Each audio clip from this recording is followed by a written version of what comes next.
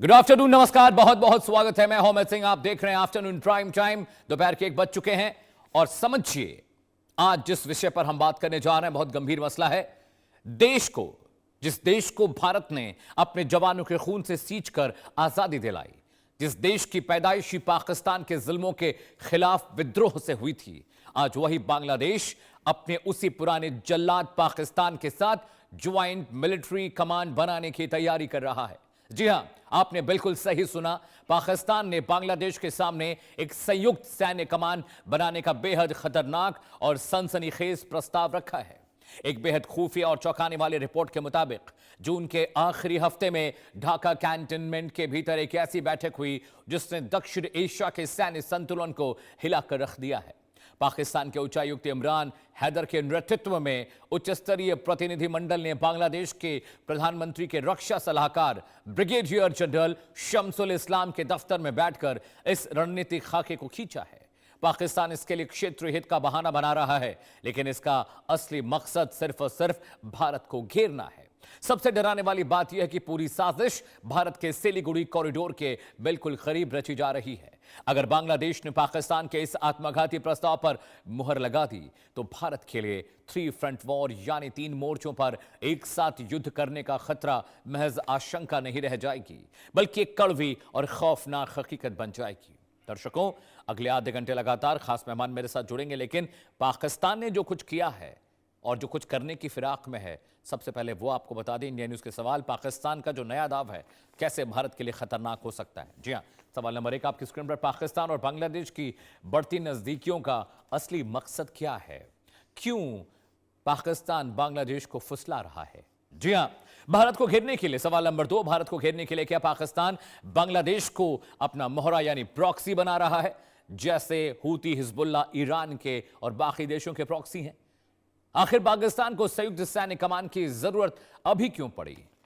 अब से पहले भी बात हो सकती थी, लेकिन अभी जरूरत क्यों पड़ी? ऑपरेशन सिंदूर के बाद ही क्यों? क्या पूर्वी सीमा पर जानबूझकर तनाव बढ़ाया जा रहा है? यह पाकिस्तान की सोची समझी साजिश है जिसके जरिए वो भारत को घेरने की कोशिश कर रहा है। क्या पाकिस्तान की इस खतरनाक चाल के पीछे चीन का दिमाग तो नहीं है? यह विश्लेषण का विषय है दर्शकों, इस पर बात करेंगे, लेकिन खतरे की घंटी, खतरे के दस्तक भारत के लिए है। पूरी खबर क्या है जरा पॉइंटर के जरिए मैं आपको समझा दूं, उसके बाद मैं आगे बढ़ूंगा। जी हां, आपकी स्क्रीन पर ग्राफिक्स है। पॉइंटर नंबर 1, पाक का बांग्लादेश को संयुक्त मिलिट्री कमांड बनाने का प्रस्ताव आया है। यह कितना खतरनाक प्रस्ताव है मैं आगे बताऊंगा। पॉइंट नंबर 2, 4 सदस्यीय पाक प्रतिनिधिमंडल की बांग्लादेशी अधिकारियों के साथ एक खुफिया बैठक, खुफिया मुलाकात हुई है। पॉइंट नंबर 3, पाकिस्तान की तरफ से एक क्षेत्रीय हित का हवाला दिया गया इस सेंट्रल कमांड के गठन को लेकर। पॉइंट नंबर 4 आपकी स्क्रीन पर। 28 जून को ढाका कैंटोनमेंट के डिफेंस एडवाइजर दफ्तर में यह बैठक हुई, जहां पर पाकिस्तान के प्रतिनिधिमंडल भी पहुंचे हुए थे। पॉइंट नंबर 5, बांग्लादेश में पाकिस्तान के उच्चायुक्त इमरान हैदर के नेतृत्व में एक बैठक हुई। उस बैठक में क्या कुछ हुआ? बांग्लादेश के प्रधानमंत्री के रक्षा सलाहकार retired brigadier general doctor MKM Shamsul बैठक में शामिल हुए और वहां पर पाकिस्तान बांग्लादेश के बीच एक संयुक्त कमांड बनाने की बात हो रही है और हवाला दिया जा रहा है सुरक्षा का। डिफेंस डिप्लोमेसी या दबाव की नीति है, यह आपको मैं समझाऊंगा। ज्वाइंट मिलिट्री कमांड का सच क्या है, आखिर ये क्यों बनाया जा रहा है, इसके पीछे मंशा क्या है पाकिस्तान की, यह आपको बताने और समझाने जा रहे हैं। दर्शकों समझिए, ग्राफिक के जरिए मैं आपको बताऊंगा। 2 या अधिक देशों की सेनाएं एक साथ जब जुड़ती हैं तो उसे सेंट्रल कमांड कहा जाता है। जी हां, पॉइंट नंबर 2, सभी सेनाएं मिलकर एक साझा कमान के तहत काम करती हैं। एक सेंट्रल कमांड होता है और दोनों देशों की सेनाओं को सेंट्रल कमांडिंग की जाती है। एक कमांड दो देशों को माननी पड़ती है। युद्ध के दौरान एक ही कमांडर सारे फैसले लेता है, सारे ऑपरेशन, सारे अटैक प्लान, सब कुछ वही बनाता है।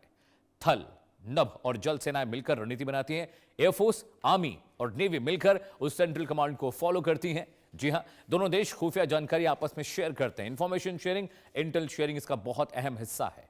पॉइंट नंबर 6, मुश्किल वक्त में। जी हां, मुश्किल वक्त में रसद और सप्लाई चेन आसान हो जाती है, क्योंकि सेंट्रल कमांड साथ काम करता है। 2 देश अपना खाना पीना, अपने हथियार साझा कर सकते हैं एक दूसरे के साथ। जी हां, पॉइंट नंबर 7, दुश्मन को चौतरफा घेरने के लिए बेहद कारगर है, क्योंकि आप दुश्मन पर एक साथ 2 तरफ से हमला कर सकते हैं। पॉइंट नंबर 8, इससे देशों की मारक क्षमता कई गुना बढ़ जाती है। 2 देशों के हथियार, 2 देशों की सेनाएं, 2 देशों की नेवी, आर्मी, एयरफोर्स, ये सब मिलकर अपने दुश्मन के खिलाफ लड़ाई लड़ते हैं। जी हां, और बांग्लादेश, पाकिस्तान कुछ ऐसा ही करने की फिराक में है। साजिश का जाल कैसे बुना गया, क्यों बुना गया, अब जरा इसके पीछे का बैकग्राउंडर भी जान लीजिए दर्शकों, बहुत इंपॉर्टेंट है वो भी समझना आपके लिए। जी हां, इस संयुक्त सैन्य कमान का सबसे घातक, सबसे खतरनाक असर भारत के सिलीगुड़ी कॉरिडोर पर पड़ने वाला है। कैसे, मैं आपको बताऊंगा। जी हां, पॉइंटर ग्राफिक्स आपके स्क्रीन पर आने जा रहे हैं।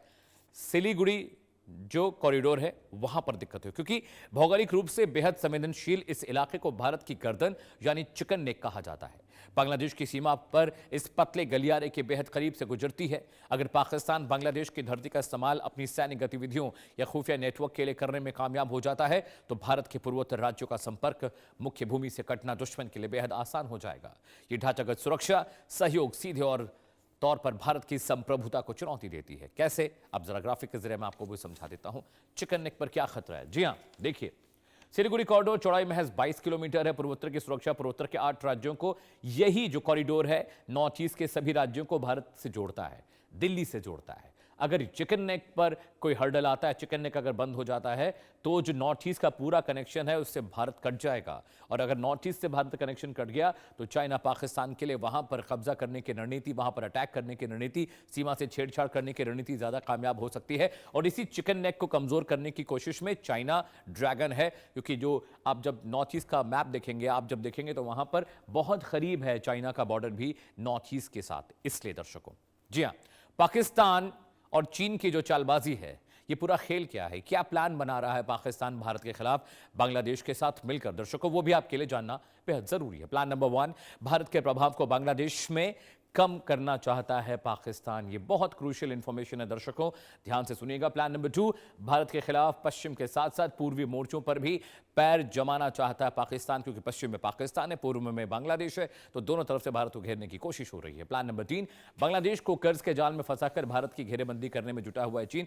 जैसे उसने पाकिस्तान को अपना मोहरा बनाया, अब वो चाइना अब बांग्लादेश को भी अपनी कठपुतली बनाना चाहता है। जी हां, पाक के साथ बांग्लादेश की तिकड़ी जो हुई है, ये तिकड़ी कितनी खतरनाक है, एक मैप के जरिए मैं आपको बताऊंगा। दर्शकों देखिए, बांग्लादेश के साथ सेंट्रल कमांड बनाने की बात पाकिस्तान करता है। ईस्टर्न पार्ट ऑफ इंडिया है ये, बांग्लादेश का बॉर्डर। पश्चिम में पाकिस्तान हमारे साथ ऑलरेडी टसल में, दिक्कत में है। ये दूसरा वाला हिस्सा है जो पश्चिमी पाकिस्तान का है। इधर आइए, ये है अक्साई चीन का इलाका, ये चाइना का इलाका है। चिकन नेक यहां पर है। ये जो पूरा इलाका है ये नॉर्थ ईस्ट, इधर पूरा नॉर्थ ईस्ट ऊपर है, नॉर्थ ईस्ट को यहां चिकन नेक है वो जोड़ता है। ये चिकन नेक यहां पर है जो पूरे नॉर्थ ईस्ट को जोड़ता है। तो बांग्लादेश यहां डिस्टर्ब करेगा, चाइना यहां से डिस्टर्ब करेगा और पाकिस्तान यहां से डिस्टर्ब करेगा। यही एक मुश्किल वक्त है और भारतीय सेना पर सुरक्षा का दबाव बढ़ेगा, क्योंकि उसको अपने वेस्टर्न कमांड को भी सिक्योर करना है, ईस्टर्न फ्रंट को भी सिक्योर करना है और चाइना के साथ लेह लद्दाख वाला जो इलाका है, सियाचिन वाला जो इलाका है, वहां पर भी सुरक्षा करनी है। तो पश्चिमी सीमा पाकिस्तान के साथ करीब 3200 किलोमीटर की एलओसी है, लाइन ऑफ कंट्रोल जिसको हम कहते हैं दर्शकों, वो भी एक बहुत बड़ा चैलेंज है भारत के लिए, उसको भी डिफेंड करने के लिए। दूसरा मोर्चा उत्तरी सीमा पर चीन के साथ करीब 3488 किलोमीटर की लाइन ऑफ एक्चुअल कंट्रोल है जो यहां पर है दर्शकों। ये लाइन ऑफ एक्चुअल कंट्रोल यहां पर है, ये एलओसी है, यहां पर ये एलओसी है, ये लाइन ऑफ एक्चुअल कंट्रोल है। जी हां, और पूरी सीमा पर बांग्लादेश के साथ करीब 4000 किलोमीटर की लंबी बॉर्डर, ये जो बॉर्डर इलाका है करीब 4000 किलोमीटर का है जो हम बांग्लादेश के साथ शेयर करते हैं। तो हमारे लिए 3 फ्रंट वॉर की सिचुएशन यहां पर बन रही है। 2 खास मेहमान मेरे साथ जुड़ रहे हैं, major general Sudhakar, defence expert हैं, बहुत बहुत स्वागत है सर आपका। श्रुति दास गुप्ता जी भी मेरे साथ जुड़ रहे हैं, विदेशी मामलों की जानकार हैं, आपका भी बहुत बहुत स्वागत है। जनरल साहब, सबसे पहले मैं आपके पास आ रहा हूं। ये 3 फ्रंट वॉर की सिचुएशंस की डिस्कशन हमने बहुत की, बहुत हमने डिबेट किए, लेकिन अब पाकिस्तान ने जिस तरह से एक सेंट्रल कमांड बनाने का मशवरा पाकिस्तान ने बांग्लादेश को दिया है, वहां पर एक मीटिंग भी हो गई है, किस तरह से आप देख रहे हैं? It's a high time for India to react. Amit, good afternoon. बहुत तहे दिल से आपको मैं धन्यवाद देता हूं, हमारे दर्शकों को शुभकामनाएं। मैं थोड़ा बाहर हूं इसलिए आवाज शायद आपको क्लियर नहीं आएगा, लेकिन थोड़ा बहुत अगर समझ में आ रहा है। नहीं सर, आप बिल्कुल साफ सुनाई दे रहे हैं, मुझे बाबुलंद आवाज आ रही है सर, आप बिल्कुल साफ सुनाई दे रहे हैं। सबकी ध्यान में ले जाना चाहता हूं। ये 19 जून 2025 में खुनमिंग में एक मीटिंग हुआ था, चाइना इसको चेयर किया था और इसके साथ बांग्लादेश और पाकिस्तान के फॉरेन पॉलिसी जो एक्सपर्ट हैं ये भी उसमें मौजूद थे। तो उस समय ये बताया गया था कि इकोनॉमिक एक फसाड दिखा के एक कोलाबोरेटिव एफर्ट हो रहा था। तो ये चीज को मैं रेफर करते हुए इसके ऊपर मैंने काफी सारा आर्टिकल लिखा था, पॉडकास्ट दिया हूँ। बोलता था कि डेविड ट्रायंगल, ये जो डेविड ट्रायंगल, पहले 3 हिस्से होते थे एक ट्रायंगल का, अभी धीरे धीरे धीरे धीरे 5 जोड़ गए हैं। अब 5 कैसे जोड़े हैं कि मैं एक जोड़ रहा हूँ, अमेरिका इसके साथ चाइना के साथ जोड़ गया है। जो अमेरिका पहले चाइना को कहता था कि उनका एक नंबर 1 स्ट्रेटेजिक एनिमी है, वो एनिमी नहीं रहा। नंबर 2, अजरबैजान और टर्की, ये दोनों के दोनों जुड़ चुके हैं। और तीसरे नंबर पे आता है ये जो कतार है। तो ये बड़ा जबरदस्त एक ट्रायंगल के जगह ये हेक्सागन जैसे बनते जा रहा है। और इसमें एक दूसरे को काटने के नहीं बल्कि जोड़ने की कोशिश कर रहे हैं। जहां तक आपकी सवाल है, पाकिस्तान का जो जो जो कमांड है, कंबाइंड कमांड, ये बिल्कुल ये बहुत ही खतरनाक एक संस्था अभी क्रिएट किया जा रहा है। हिंदुस्तान इसके ऊपर नजरअंदाज नहीं कर रही है। जो जो कदम उठाना चाहिए, मुझे पूरा विश्वास है। ओपन सोर्स से मैं जो डॉट्स को ज्वाइन कर रहा हूँ, मेरे विचार के मुताबिक हिंदुस्तान बिल्कुल गुस्तम गुस्ता पूरा इसके लिए तैयार है। और नए नए स्ट्रक्चर्स अभी क्रिएट करते जा रही है।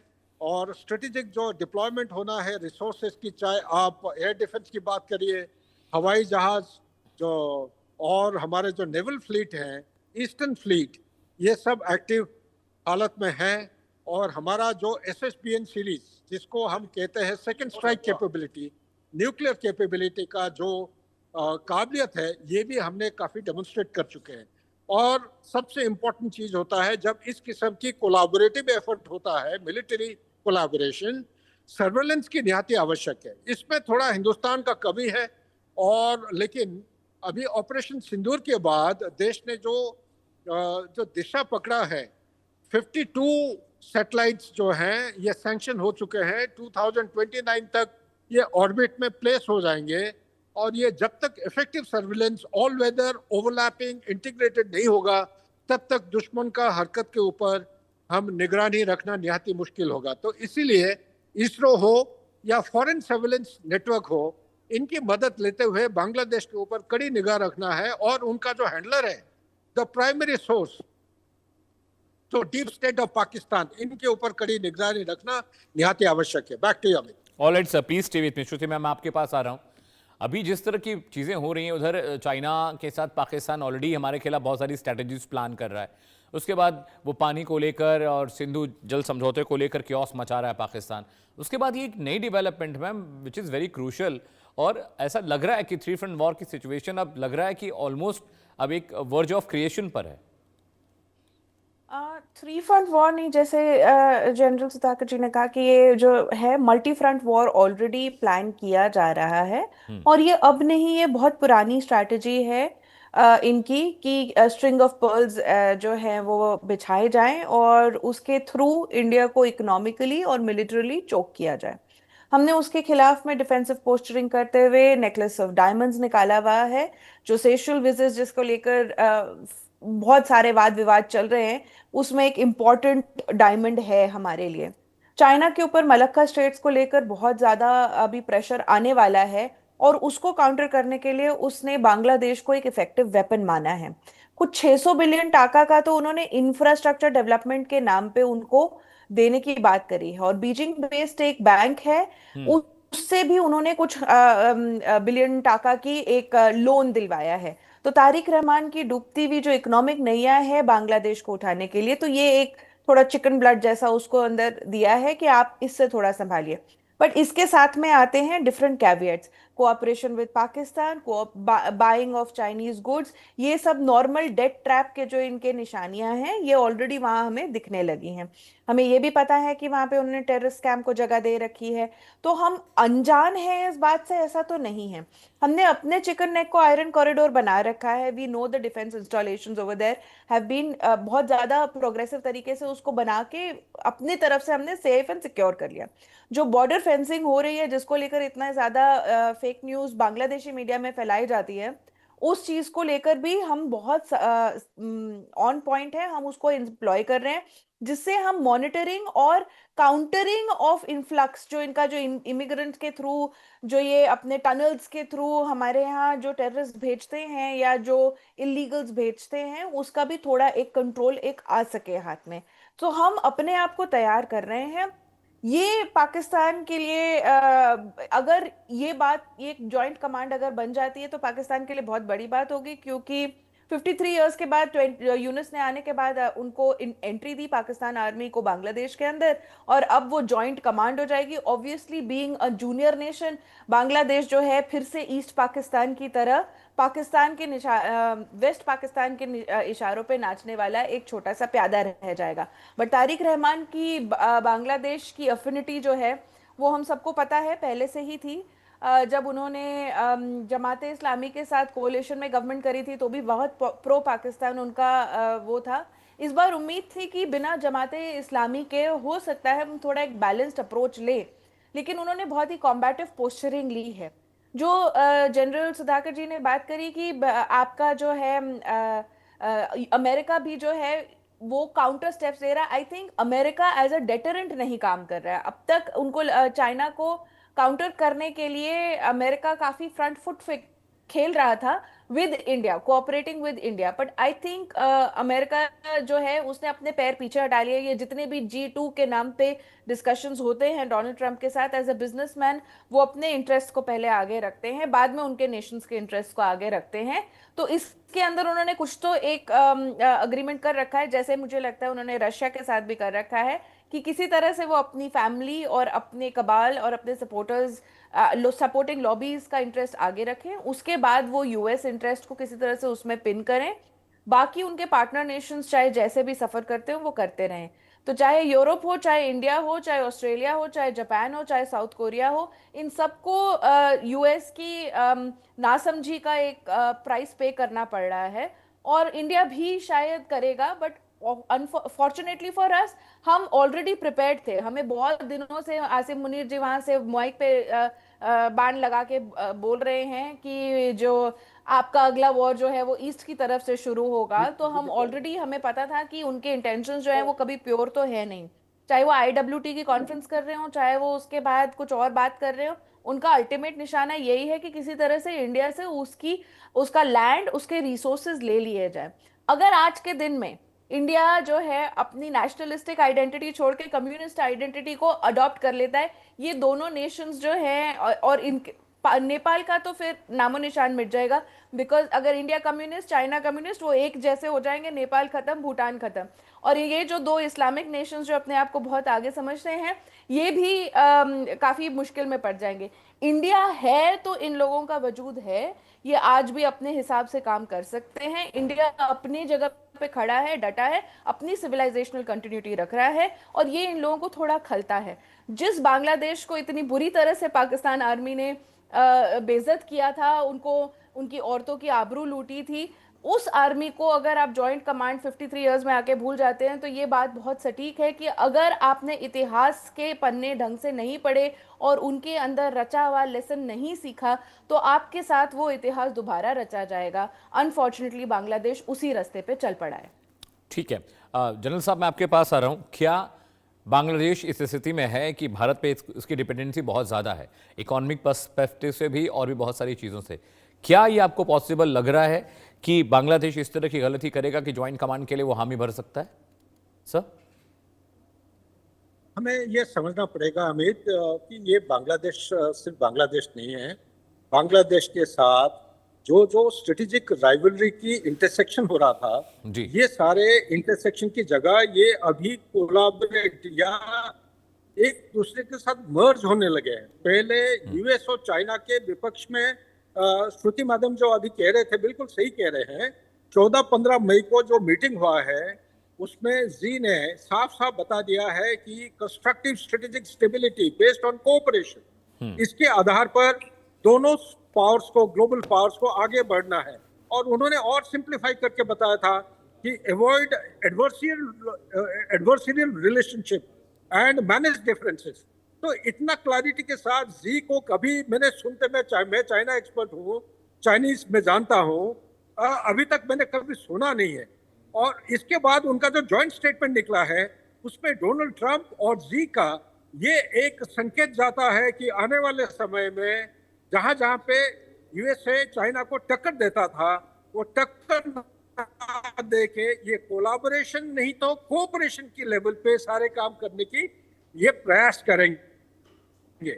इस हद तक मैं मानता हूं जो श्रुति माधव ने बताया है। मैं तो ये और एक पॉइंट को जोड़ूंगा, मैं साउथ कोरिया, जापान, ताइवान, ये सारे जो देश हैं ये इन्होंने छोड़ दिया है। तो अभी we have to fend for ourself. लेकिन आपका जो centrality of your question is, क्या बांग्लादेश का इकोनॉमी और मिलिट्री माइट परमिट करता है? परमिट करे या ना करे, ये बैटल ऑफ, ये जो 21st सेंचुरी में जो लड़ाई हो रहे हैं, एसिमेट्रिक लड़ाई हो रही है, नॉन स्टेट एक्टर्स आगे बढ़ चढ़ के लड़ाई कर रहे हैं। एसिमेट्रिक लड़ाई के लिए कतार इज गिविंग द मनी, और यूएसए का जब पहले वो टक्कर देते थे चाइना को पुशबैक के लिए, मेरा अंदाज ये है आने वाले समय में डोनाल्ड ट्रंप के टेन्योर के दौरान अमेरिका ने ये दो, और चाइना और अमेरिका ये हिंदुस्तान को डिस्टेबलाइज करने की कोशिश करेंगे। करे या ना करे, एक सैनिक होने के नाते देश को पूरा सारे जितने चुनाव के लिए प्रस्तुत रहना, इनकी ये चौक यहाँ पे पूरा प्रस्तुत रहना निहायत आवश्यक है। ऑलराइट सर, श्रुति मैम आपके पास आ रहा हूँ। जैसा आपने एक हिस्ट्री का जिक्र किया मैम कि अब हिस्ट्री नहीं भूलनी चाहिए, बांग्लादेश को अपनी किस तरह से भारत ने संघर्ष कर कर उसे एक अलग राष्ट्र बनाया, वहाँ पर इकोनॉमिक क्राइसिस में भारत साथ खड़ा रहा, पेट्रोकेमिकल क्राइसिस में भारत साथ खड़ा रहा, पावर क्राइसिस में भारत साथ खड़ा रहा, बहुत सारी ह्यूमैनिटेरियन जो मदद है बांग्लादेश को वक्त वक्त पर भारत ने की है। लेकिन क्या तारिक रहमान सिर्फ पैसों के लिए, देश के डेवलपमेंट के लिए एक बार फिर से उस कटघरे में जाने को तैयार हैं, उस केज में जाने को तैयार हैं जहां से वो निकल कर आए थे? और क्या आपको लगता है कि बिल्कुल इन लोगों ने अपनी जो आंखों की शर्म होती है वो बेच खाई है क्या इन लोगों ने? देखिए, इसके लिए फिर आपको तारिक रहमान की हिस्ट्री के अंदर जाना पड़ेगा, उनके परिवार की हिस्ट्री के अंदर जाना पड़ेगा कि उनके फादर किस तरह से पाकिस्तान आर्मी के ही एक जनरल थे जिन्होंने बाद में विद्रोह किया था। उनकी वाइफ को, उनको दोनों को रख लिया गया था बंदी बना के, बाद में वो आके किस तरह से संघर्ष किए। तो उनकी एक अफिनिटी टुवर्ड्स पाकिस्तानी आर्मी हमेशा रही है। अब अगर तारिक रहमान की अगर हम बात करें तो उनकी प्रॉब्लम ये है कि उनके पास वो पैसा नहीं है, और उनकी ना आइडियोलॉजी जो है वो प्रो इंडिया, इस वक्त वो प्रोजेक्ट ही नहीं कर सकते क्योंकि इस वक्त इतना विशिएट किया गया है, एज इन बहुत इतना जहर घोला गया है आपके बांग्लादेश की पब्लिक के दिमाग में इंडिया के नाम पे कि प्रो इंडिया पॉलिसी रखना ही आपके लिए मुश्किल है। अगर आप प्रो इंडिया पॉलिसी रखोगे तो फिर आपके ऊपर भी जमात उसी तरह से, और वो जो छात्र शिविर वगैरह जो बने हुए हैं वहाँ पे, आई एम फॉरगेटिंग उसका नाम क्या रखा है उन्होंने, बहुत ही वो जमात के साथ ही उन्होंने एक वो करा हुआ है, अलायंस कोalition बना रखी है, अपनी ऑपोजिशन में बैठते हैं। तो ये लोग आपको आपकी हर पॉलिसी को, चाहे वो बेनिफिट ऑफ बांग्लादेश के लिए क्यों ना हो, आपको नेगेटिव ही दिखाएंगे। तो इंडिया की तरफ मुड़ के आना तारिक रहमान के लिए पॉलिटिकली, अगर मैं निष्पक्ष होकर देखूं, पॉलिटिकली उनके लिए ऑलमोस्ट इम्पॉसिबल है, ऑलमोस्ट सुसाइड की तरह लगेगा। तो उनके पास ऑप्शन क्या बचा कि भाई इंडिया से नहीं मिल सकती मदद तो चाइना के पास जाए। शेख हसीना भी चाहती थी, शेख हसीना ने गई थी, वो जाके चाइना में उन्होंने मदद मांगी थी कू होने से पहले उनका, और चाइना उनको मदद नहीं कर पाया था, ये भी हम जानते हैं। उसके बाद वो इंडिया आई थी मदद मांगने के लिए। तो ये सारे पॉइंटर्स हैं कि भाई ठीक है, हमें चाइना से कोई डायरेक्ट एनिमिटी इस तरह से रखनी नहीं है कि इंडिया या चाइना चूज करिए, पर वो चाइना उन्होंने पिक ऐसे किया, उसके साथ जो कैविएट्स आ रहे हैं वो नुकसानदेही हैं बांग्लादेश के लिए, कि बांग्लादेश को पता है कि पाकिस्तान एक्चुअल अगर कोई विक्टिम है जिसने देखा हो कि पाकिस्तान किस तरह से बिट्रे करता है, तो बांग्लादेश उसका एग्जाम्पल है। उनकी भाषा से लेकर, उनके कपड़ों से लेकर, उनके रहन सहन से लेकर, उनके विश्वासों से लेकर सबको उन्होंने डिनाई किया। उनको काला बंगाली करके बोला जाया करता था। ये हिस्ट्री अगर वो भूल के भूखा बंगाली